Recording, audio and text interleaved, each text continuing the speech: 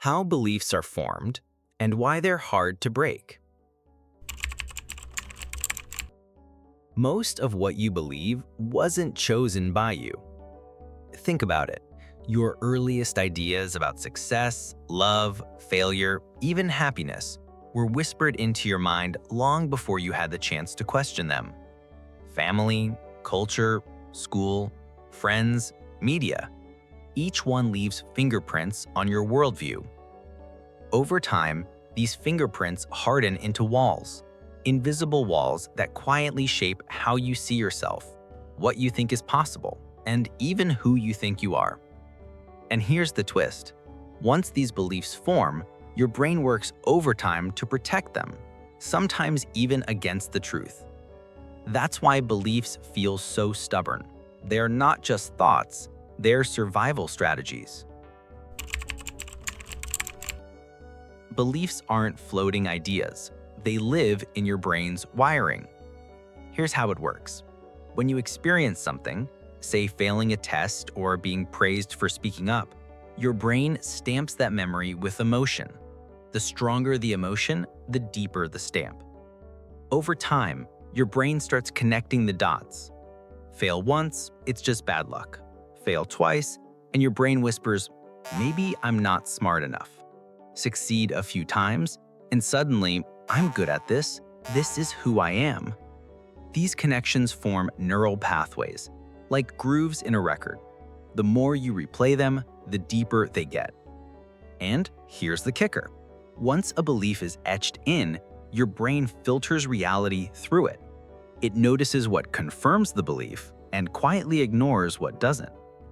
That's why changing a belief feels like swimming against a current. Your brain is trying to protect the old story.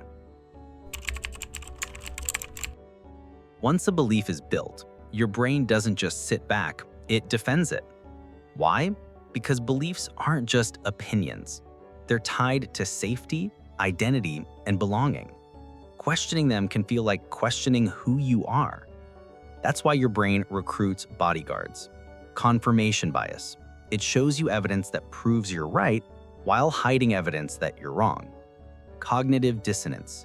It creates discomfort when new ideas clash with old ones, so you reject the new to keep the peace.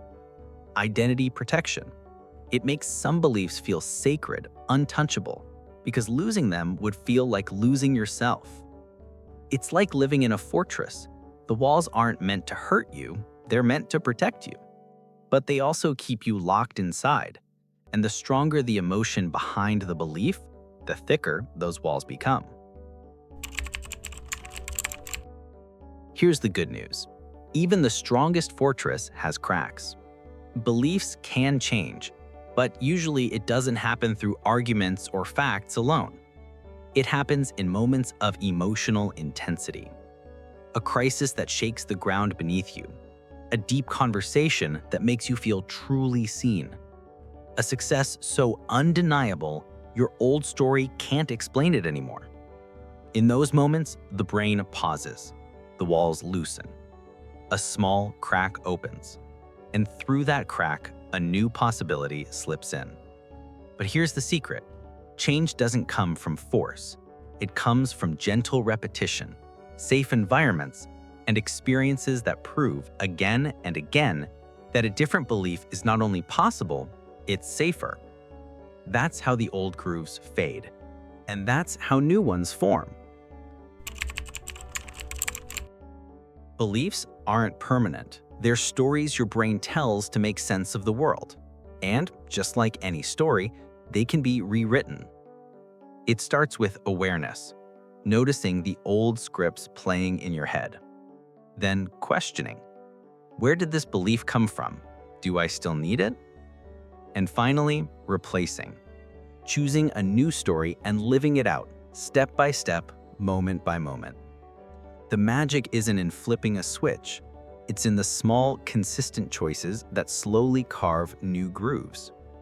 Every time you act on a new belief, you reinforce it. And one day, you'll look back and realize the walls that once trapped you have become doors you walked through.